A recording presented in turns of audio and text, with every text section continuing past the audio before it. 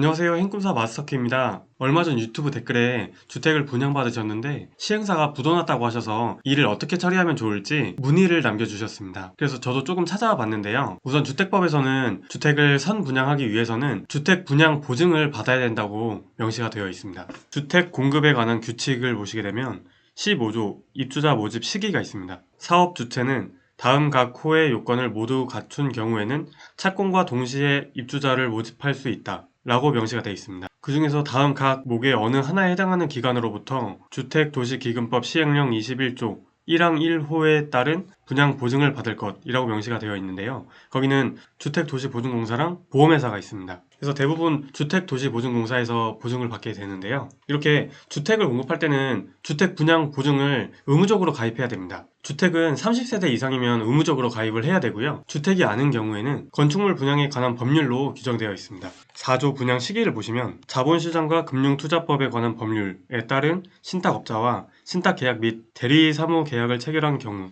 또는 금융기관 등으로부터 분양 보증을 받는 경우에는 착공 신고 후에 분양을 할 수가 있습니다. 그래서 주택을 분양할 경우에는 의무적으로 주택 분양 보증을 가입해야 되고 주택이 아닌 건축물을 분양할 때는 의무가 아닌 선택사항입니다. 그래서 신탁업자와 신탁계약을 체결하거나 아니면 분양 보증을 가입하거나 둘 중에 선택할 수가 있습니다. 저희가 통상 청약을 하는 주택 같은 경우에는 30세대 이상이면 의무적으로 주택 분양 보증이 가입된다고 보시면 됩니다. 그런데 주택이 아니고 오피스텔이나 상가 같은 경우에는 주택법이 아니고 건축물의 분양에 관한 법률에 의하니까 필수가 아니고 선택인 사항입니다. 우선 그렇게 보시면 될 것 같고 주택 분양 보증을 가입하게 되면 어떤 혜택이 있는지를 알아보겠습니다. 보증 책임 시기는 사업 주체가 부도 등의 사유로 분양 계약을 이행할 수 없는 경우 이럴 때 분양을 이행하거나 아니면 납부한 계약금 및 중도금을 환급한다는 그런 내용입니다.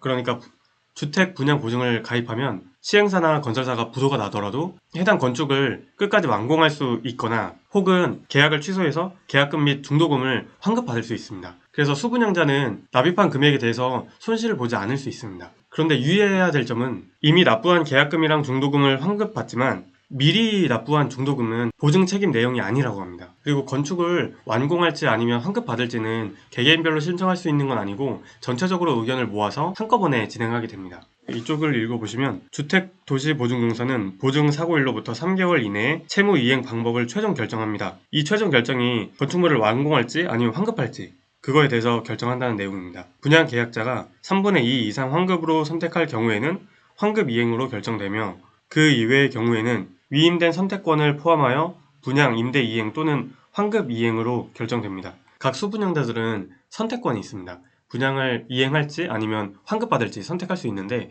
이 선택권을 주택도시보증공사에서 전부 취합해서 3분의 2 이상이 환급으로 선택한 경우에는 환급 이행으로 결정이 됩니다. 그런데 이 선택권이 있지만 선택을 안 할 경우도 있을 텐데요. 그럴 경우에는 주택도시보증공사에서 이 선택권을 행사할 수가 있습니다.